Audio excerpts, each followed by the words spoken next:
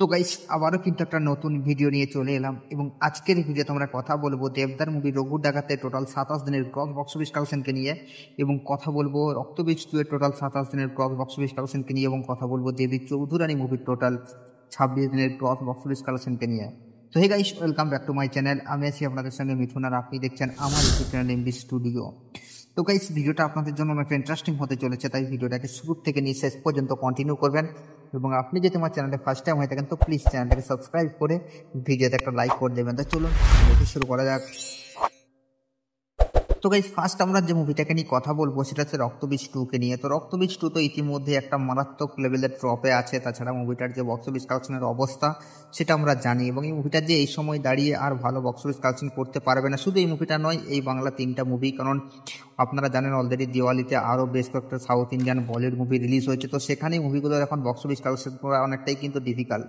তো যাই হোক, এখন কথা হলো যে রক্তবীজ 2 তো তারা অলরেডি 27 দিন কমপ্লিট করে ফেলেছে। তো 27 মুভিটা কতটা কাই করলো তো গাইস আপনাদেরকে জানিয়ে দিই, রক্তবীজ 2 তার 27 এসে বক্স অফিস কালেকশন করেছে প্রায় 1.5 লক্ষ টাকার মতো এবং টোটাল মুভিটা এখনো পর্যন্ত 27 দিনে গ্রস বক্স অফিস কালেকশন করেছে 4,42,50,000 টাকা। তো গাইস, এই মুভিটার বক্স অফিস কালেকশন নিয়ে আপনাদের কি মতামত আপনারা নিচের কমেন্টে অবশ্যই জানাবেন। তো গাইস, সেকেন্ড আমরা যে মুভিটাকে নিয়ে কথা বলবো সেটা হচ্ছে বোম্বাদার মুভি দেবী চৌধুরানী মুভিটাকে নিয়ে। তো দেবী চৌধুরানী মুভিটা এখনো পর্যন্ত কিন্তু ভালোই বক্স অফিস কালেকশন করছে এবং জানেন আপনারা রিসেন্টলি টাইমে আগেও বললাম যে অনেকগুলো কিন্তু দেওয়ালি উপলক্ষে Hindi plus Bangla movie release হয়েছে। তো সেই ভিড়ে এখন এই মুভিগুলোর বক্স অফিস কালেকশন করাটা অনেকই ডিফিকাল্ট, কিন্তু তারপরেও এই দেবী চৌধুরানী মুভিটা কিন্তু এখনো পর্যন্ত ভালো বক্স অফিস কালেকশন করছে। তাছাড়া মুভিটার কাছে এখনো কিন্তু ভালো হল প্লাস শো টাইমও আছে।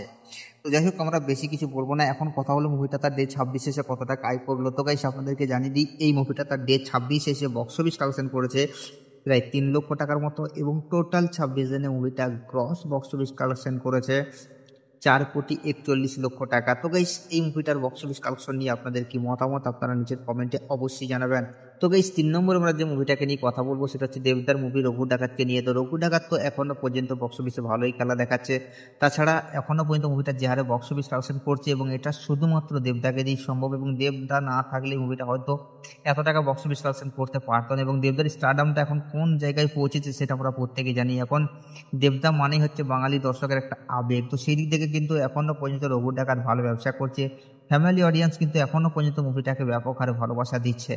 তো এই মুভিটা তার অলরেডি 27 দিন কমপ্লিট করে ফেলেছে এবং ডে 27 এসে মুভিটা বক্স অফিস কালেকশন করেছে প্রায় 7 লক্ষ টাকার মতো এবং টোটাল মুভিটা এখনো পর্যন্ত 27 দিনে ক্রস বক্স অফিস কালেকশন করেছে 16 কোটি টাকা। তো গাইস, এই মুভিটার বক্স অফিস কালেকশন নিয়ে আপনাদের কি মতামত আপনারা নিচের কমেন্টে অবশ্যই জানাবেন এবং এই 3টা মুভির বক্স অফিস কালেকশনে আপনি কোন মুভিটাকে এগিয়ে রাখছেন সেটাও নিচের কমেন্টে জানাতে ভুলবেন না। আর সাবস্ক্রাইব করে দাও নেক্সট ভিডিওর জন্য।